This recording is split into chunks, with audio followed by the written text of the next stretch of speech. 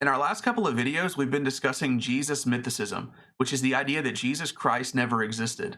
We began with Jesus' crucifixion and then moved on to Paul's letters, which both provide good evidence that Jesus Christ did in fact exist. And today we're going to be examining a third line of evidence, which is the fact that the Gospels are written as ancient biographies rooted in historical fact rather than fiction. Let's get into it.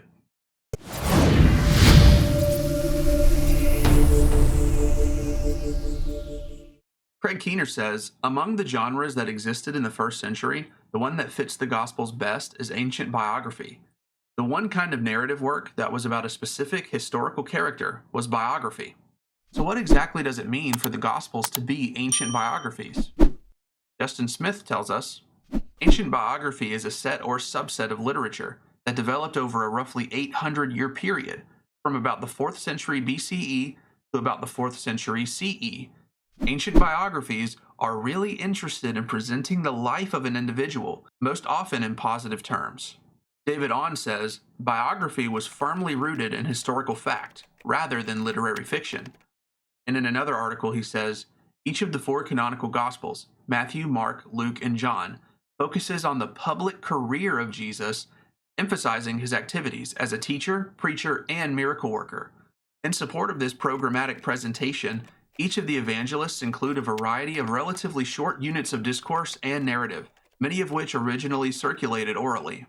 So to summarize, the Gospels are within a genre called ancient biography, which is interested in presenting to us the life and work of a very special person, and with the Gospels, that person is Jesus of Nazareth. What this tells us is that the Gospels are not trying to tell us fictional stories that slowly developed over time, but rather they're trying to tell us accurate history. And this is always how the Gospels were understood within the early church.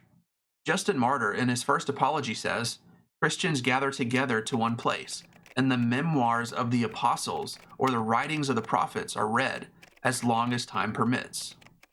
And if you don't know, Justin Martyr refers to the Gospels as the memoirs of the apostles, and this word for memoir in the Greek actually refers to recounting or remembering. And so what Justin Martyr understood the Gospels as is the remembrances of the apostles and not mythologized fictional legends. Ignatius, in his letter to the Smyrnians, quotes Luke as a historical event. He says, for myself, I am convinced and believe that even after the resurrection, he was in the flesh. Indeed, when he came to Peter and his friends, he said to them, take hold of me, touch me, and see that I am not a bodiless ghost. And they came at once, touched him, and were convinced, clutching his body and his very breath. For this reason they despised death itself, and proved its victors. Moreover, after the resurrection, he ate and drank with them as a real human being, although in spirit he was united with the Father. And in his letter to the Romans, Ignatius refers to Jesus' crucifixion and resurrection as historical events. He says, I would rather die and get to Jesus Christ than reign over the ends of the earth. That is what I am looking for, the one who died for us. This is whom I want, the one who rose for us. So according to both modern scholars and the early church, the Gospels were seen as biographies about a real historical person and not mythologized legends written about a fictional character. Here are some additional considerations. The Gospels are written within living memory of the events in question. We know of no fictional biographies written within living memory of the eyewitnesses at that time. There was no widespread practice of writing biographical novels. Matthew and Luke contain genealogies of Jesus, along with details about specific rulers in power at the time of his birth and public ministry. This is unexpected if the Gospels are considered to be about a fictional character. Additionally, Matthew and Luke, when using Mark as a source, stick closely to their source material, suggesting that they were very conservative with their sources of information. And finally, the Gospels contain embarrassing details, like Peter's 3 denials of Christ, the empty tomb being discovered by women because the apostles were cowards and scattered after Jesus' crucifixion. Or what about the fact that the apostles often had trouble understanding what Jesus taught? So what does this have to do with Jesus mythicism?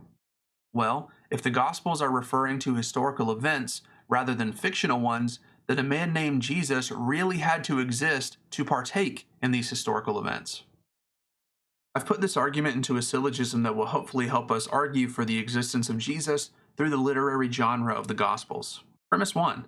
The literary genre of the Gospels can be defined as myth, fictional biography, biographical novels, or ancient biography.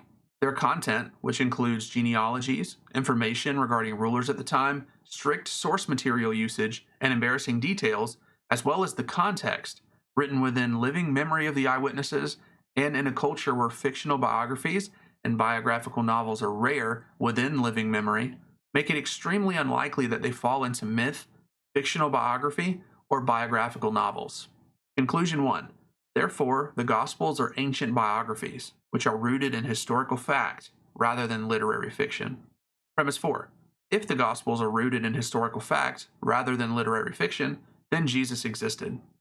Conclusion. Therefore, Jesus existed. I pray this video serves you as an independent argument against Jesus mythicism. The Gospels are ancient biographies rooted in historical fact rather than fiction. Give this video a thumbs up if you liked it, subscribe to the channel if you're new and you want more content like this. This has been The Epitome. I'm your host, Nathan Bozeman. We'll see you around.